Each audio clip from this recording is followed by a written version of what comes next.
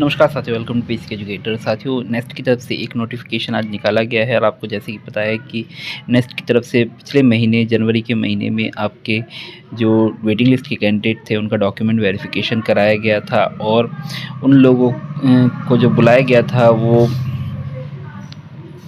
आपका जो पद थे उससे ज़्यादा कैंडिडेट्स को बुलाया गया था। बट अनफॉर्चुनेटली ज़्यादा कैंडिडेट्स को बुलाने के बाद भी जितने पद थे उसके सापेक्ष उतने कैंडिडेट्स ने डीवी नहीं कराया। तो पहले जो लोग डीवी करा चुके हैं उनकी एक बात तो कन्फर्म है कि जॉब में कोई संशय नहीं है। जितने भी लोगों ने डीवी कराया है ये दिसंबर जनवरी के महीने में वेटिंग लिस्ट वाले कैंडिडेट्स ने, तो उसमें अब कोई भी सवाल नहीं रह गया है कि सभी की पोस्टिंग होनी है। पहली बात तो ये आप मान के चलिए कि जितने पद थे उसके सापेक्ष उतने पदों पर जितने कैंडिडेट्स को बुलाया जाना था उसके सापेक्ष ज़्यादा कैंडिडेट्स को बुलाया गया था। बट फिर भी कैंडिडेट्स जो हैं वो नहीं आए। तो 1.5 गुना कैंडिडेट बुलाने के बाद भी कैंडिडेट्स नहीं आए थे। तो अब मान के चलिए कि जितने लोगों ने डीवी करा लिया है उनकी तो जॉब पक्की है, बट अभी भी कुछ पद खाली हैं। उतने लोगों को मतलब एकोमोडेट करने के बाद भी कुछ पद खाली हैं। तो उसके लिए जो नेस्ट है उसने नोटिफिकेशन निकाला है आज।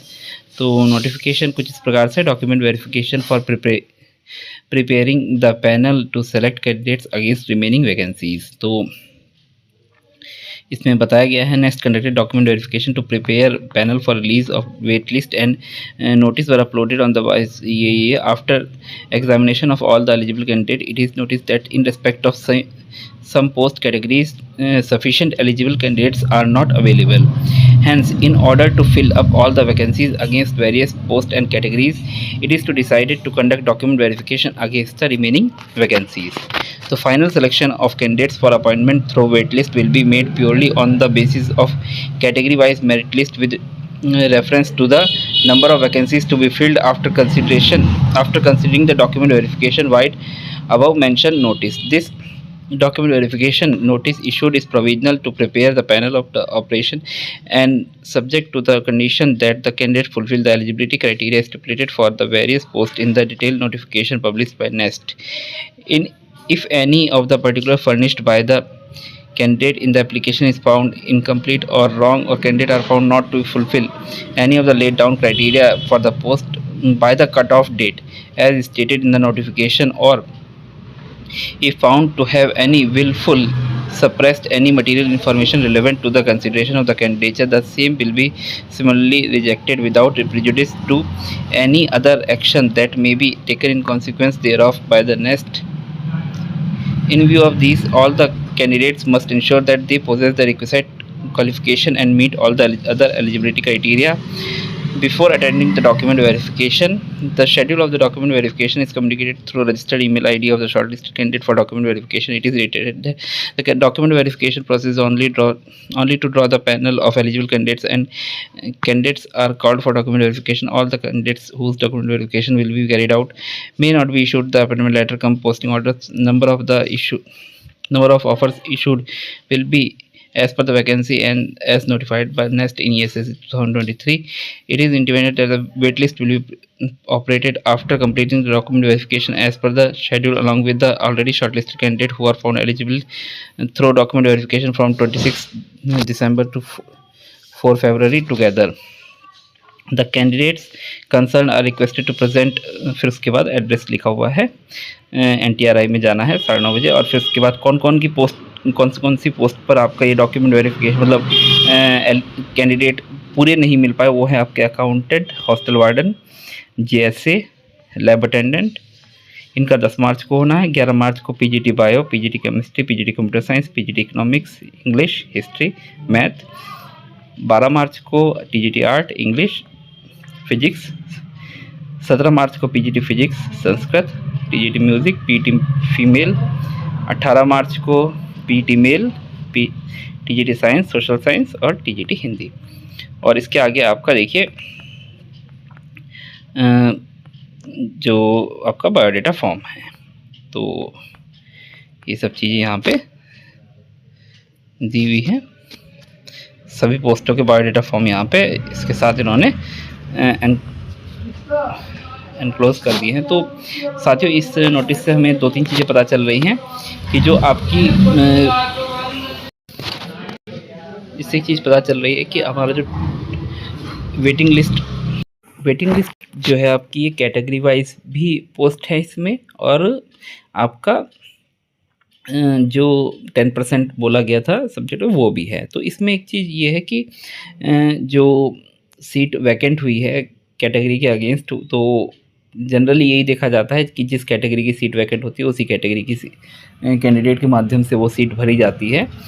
तो अब हो सकता है कि इस वेटिंग लिस्ट को निकालने का एक मकसद ये भी हो सकता है कि जितना इन्होंने डॉक्यूमेंट वेरिफिकेशन करवाया था कैंडिडेट्स का, उसमें किसी किसी कैटेगरी में हो सकता है कि जितने जितने कैंडिडेट्स की ज़रूरत थी उतने उतने कैंडिडेट्स उनको अवेलेबल ना हुए हो। तो अब उनको पता है वो कोर्ट केस हो जाएगा, अगर उस कैटेगरी की सीट उसी कैटेगरी से नहीं भरेंगे तो उसमें दिक्कत आ जाएगी। तो हो सकता है कि किसी कैटेगरी की सपोज़ मान लीजिए ओबीसी के कुछ कैंडिडेट्स ने छोड़ी है जॉब, है ना, ये रिज़ाइन किया है, ज्वाइन नहीं किया है। अब उसके अगेंस्ट में ओबीसी के उतने कैंडिडेट मिल ही नहीं रहे हैं उनको, या ईडब्ल्यूएस में उतने कैंडिडेट मिल ही नहीं रहे हैं उनको। तो फिर इसलिए और नए लोगों का इनको डीवी कराने की ज़रूरत हुई है। तो एक चीज़ तो ये है। दूसरी बात, पहले जिन्होंने डीवी कराया है मोस्ट प्रोबेबली उनकी जॉब पक्की है। कैटेगरी वाइज थोड़ा मसला अगर नहीं आया तो मोस्ट प्रोबेबली उन लोगों की जॉब पक्की है। बाकी जिन लोगों का डीवी हो रहा है उनको बहुत शुभकामनाएं। देखिए, पूरी पॉसिबिलिटी है कि जितने लोगों का डीवी हो रहा है इन सभी का भी सिलेक्शन हो जाएगा। कुछ परिस्थितियों की वजह से हो सकता है कि रह जाए, नहीं तो हो जाएगा। तीसरी बात यह है, डॉक्यूमेंट वेरिफिकेशन बहुत लंबा खींच दिया है इन्होंने, 18 मार्च तक खींच दिया है। तो अब 18 मार्च तक डीवी कराने के बाद मार्च एंड हो जाएगा इनको उस डेटा को प्रोसेस करते करते। फिर उसके बाद कहीं अप्रैल के महीने में जाके हम उम्मीद कर सकते हैं कि इनको अपॉइंटमेंट लेटर्स वगैरह मिलेंगे। तो जो उम्मीद लग रही थी कि फरवरी एंड तक मिल जाएंगे, वो अब नहीं होने वाला है। अब कम से कम ये अपॉइंटमेंट लेटर्स आपको अप्रैल में जाके मिलने हैं, उससे पहले ये अपॉइंटमेंट लेटर्स आपको नहीं मिलने वाले। तो कुछ इंतज़ार थोड़ा सा आपका और लंबा हो गया है। तीसरी बात, न्यू रिक्रूटमेंट। तो देखिए, ये वेटिंग वालों को ही ये लोग अपॉइंटमेंट लेटर अप्रैल वगैरह में इशू करेंगे, तो उन लोगों को 20 दिन का समय भी देंगे ज्वाइन करने के लिए। फिर उसके बाद कुछ लोग ज्वाइन करेंगे, कुछ लोग नहीं करेंगे। उनमें से पुराने कैंडिडेट्स को पैनल से फिर मेल भेजा जाएगा कि भाई वो नहीं गया है तो आप चाहिए, वो नहीं गया है तो आप चाहिए, इस तरीके से मेल जाएंगे। तो ये मान के चलिए कि ये प्रोसेस अगर अप्रैल से शुरू होता है तो 20 दिन का और समय देंगे, तो ये मई तक यही चलता रहेगा इनका खेल।